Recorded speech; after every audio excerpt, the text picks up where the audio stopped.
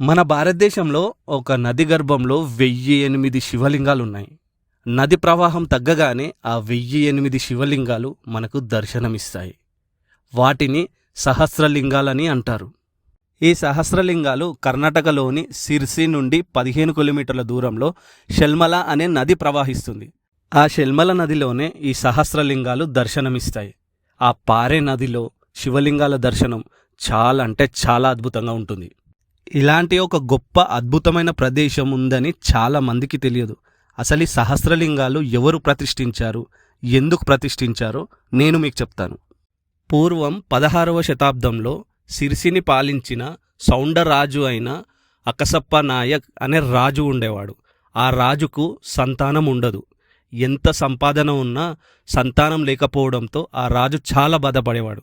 ఇక ఆ సమయంలో అతని రాజగురువు వచ్చి ఇలా అంటాడు, అన్నిటికీ ఆ పరమేశ్వరుడున్నాడు. ఆ మహాదేవుణ్ణి నమ్మి 1008 లింగాలు ప్రతిష్ఠించు, తప్పకుండా సంతానం కలుగుతుంది అని చెప్తాడు. ఇక అతని రాజగురువు చెప్పినట్టే రాజు షల్మల నదిలో ఉన్న రాళ్లను చెక్కించి 1008 శివలింగాలు తయారు చేసి ప్రతిష్ఠించాడు. దాని తర్వాత అతనికి సంతానం కలుగుతుంది. అలా ఈ సహస్రలింగాలు ఇక్కడ ప్రతిష్ఠించబడ్డాయి.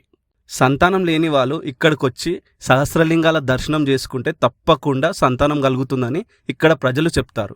అలా చాలా మందికి జరిగిందని కూడా చెప్తారు.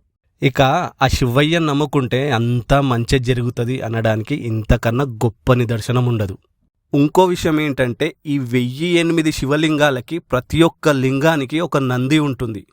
శివరాత్రికి ముందు ఈ శివలింగాలు నీటి లోపట ఉంటాయి. శివరాత్రి తర్వాత నీటి ప్రవాహం తగ్గడంతో ఈ శివలింగాలు దర్శనమిస్తాయి. ఈ ప్రదేశం చాలా అంటే చాలా బాగుంటుంది. వీలైనప్పుడు వెళ్ళి చూడండి. అచ్చం ఇలాంటి సహస్రలింగాలే కంబోడియాలో కూడా ఉన్నాయి. అవి సూర్యవర్మ, ఉదయ ఆదిత్యవర్మ అనే మన తెలుగు రాజులే ప్రతిష్ఠించారు. చాలామంది అక్కడికి వెళ్ళి దర్శించుకుంటారు.